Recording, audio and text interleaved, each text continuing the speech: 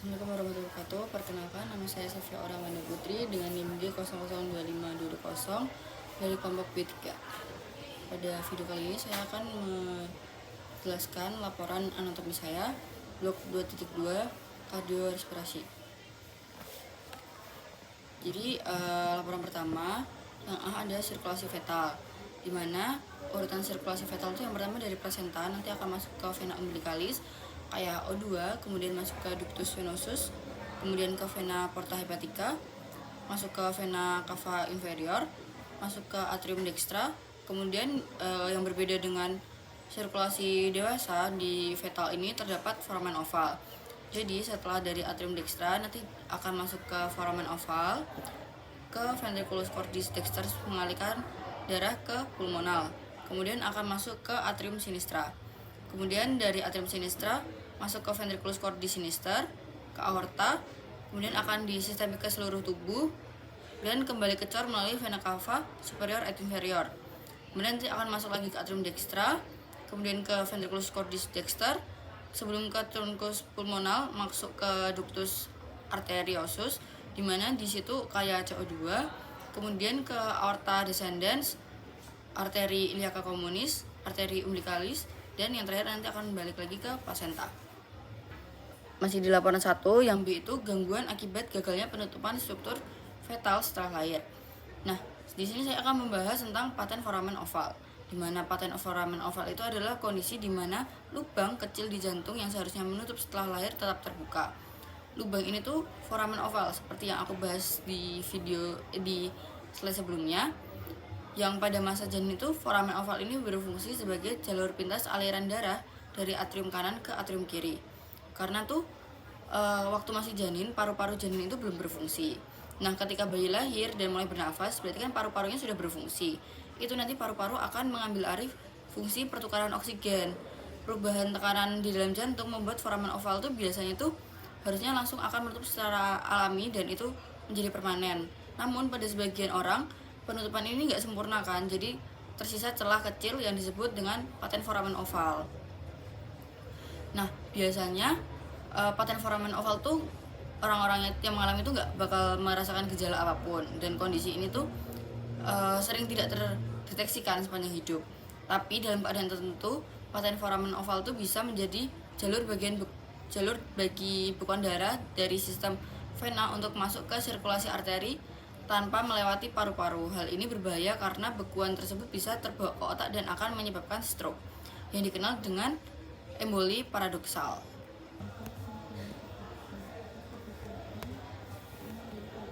Kemudian di laporan 1 yang cek itu ada vaskularisasi arteri dan vena jantung.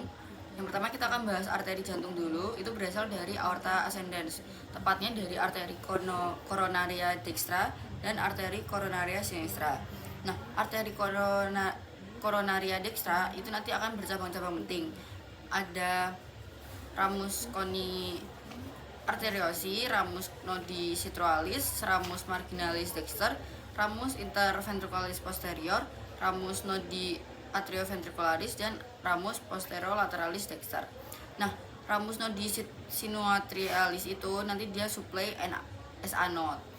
Nah, daerah supply-nya itu ada di atrium kanan, sebagian besar ventrikul kanan, sepertiga posterior septum interventricular, SA node dan AV node pada umumnya. Kemudian yang arteri coronaria sinistra itu cabang utamanya ada si ramus interventricularis anterior, rami septales anteriores, ramus circumflexus, ramus marginalis sinistra, ramus diagonalis, ramus posterior ventriculi sinistri.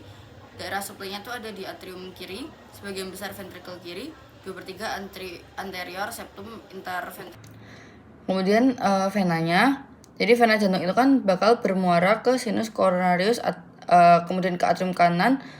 Nah, cabang-cabang venanya itu ada, yang pertama vena cardiaca magna, itu nanti mengikuti arteria interventricularis anterior. Vena cardiaca media mengikuti arteria interventricularis posterior. Vena cardiaca parva mengikuti arteria coronaria dextra. Vena posterior ventriculi sinistri. vena obliqua atrii sinistri, yang nanti tuh semuanya bakal bermuara ke sinus coronarius, kemudian masuk ke atrium kanan. Vena kecil tambahannya itu ada venae cardiacae anteriores, yang nanti langsung ke atrium kanan. Kemudian venae cardiacae minimae nanti langsung ke ruang jantung. Nah, sinus paranasal itu tuh ada 4. Yang pertama sinus maxillaris, ada sinus frontalis berarti di sinus frontalis, sinus maxillaris, sinus ethmoidalis, sama ada sinus sphenoidalis. Nah, jadi sinus paranasal itu kan sekelompok rongga di dalam tulang kraniofacial yang berhubungan dengan kafum nasi melalui ostium. Jadi sinus paranasal itu isinya udara dari bagian pernafasan rongga hidung ke dalam kranium. Sinus paranasal itu punya beberapa fungsi, yaitu yang pertama mengurangi berat relatif tengkorak, meningkatkan resonansi suara, sebagai penyangga terhadap trauma wajah, melindungi struktur yang sensitif dari fluktuasi suhu yang cepat di hidung, melembabkan serta menghangatkan udara inspirasi, dan berperan dalam pertahanan tubuh. Selanjutnya di laporan 2 kita akan membahas tentang meatus nasi dan lubang muara. Jadi muara sinus paranasalis dan ductus nasolacrimalis di dinding lateral kafum nasi itu yang pertama ada recessus sphenoidal. Jadi nanti itu terdapat muara dari sinus sphenoidalis benar. Itu meatus nasi superior nanti terdapat muara dari selulae ethmoidalis posterior. Kemudian meatus nasi media terdapat bangunan yang pertama ada bula ethmoidalis. Jadi tuh bula ethmoidalis itu bentuknya kubah. Kemudian muara selulae ethmoidalis media. Bisa ada hiatus semilunaris, itu saluran melengkung di bawah bula ethmoidalis. Kemudian muara sinus maxillaris. Hiatus semilunaris itu saluran melengkung di bawah bula ethmoidalis, muara sinus maxillaris. Infundibulum ethmoidal itu di ujung anterior hiatus semilunaris. Jadi sinus frontalis dan selulae ethmoidalis anterior bermuara di sini setelah melewati ductus frontonasalis. So ada processus uncinatus, jadi batas bawah hiatus semilunaris. Yang keempat ada meatus nasi inferior. Terdapat muara dari ductus nasolacrimalis. Ductus nasolacrimalis itu mengalirkan air mata dari saccus conjunctivalis oculi. Ductus tersebut berawal dari ujung inferior saccus lacrimalis pada dinding anteromedial orbita. Kemudian laporan kedua yang soal C itu mengapa sinus maxillaris itu lebih sering mengalami sinusitis dibanding sinus lainnya. Jadi maxillaris itu paling sering mengalami sinusitis karena beberapa faktor anatomi dan fisiologis yang kurang menguntungkan untuk drese lendir. Jadi yang pertama kita lihat dari letak ostium atau lubang keluarnya itu sinus maxillaris ini tuh dia tuh lebih tinggi. Jadi ostium sinus maxillaris berada di bagian atas sini sinus, sehingga drainase lendir harus melawan gravitasi. Akibatnya sekret itu mudah tertahan dan menumpuk, sehingga menjadi media yang baik untuk pertumbuhan bakteri. Yang kedua, drainase tidak langsung. Jadi lendir dari sinus maxillaris harus mengalir ke meatus nasi medius melalui hiatus semilunaris. Jalur ini relatif sempit dan mudah tersumbat.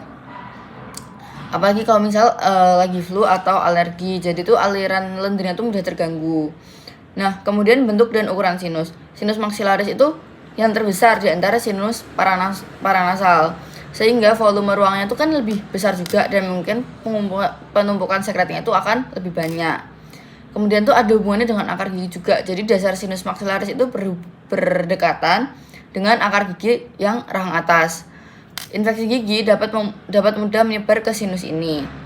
Yang kelima atau yang terakhir itu karena ventilasinya itu kurang optimal. Jadi karena posisi dan jalurnya sirkulasi udara di sinus maxillaris itu kurang efektif dibanding sinus lain, sehingga memperlambat pembersihan mukus.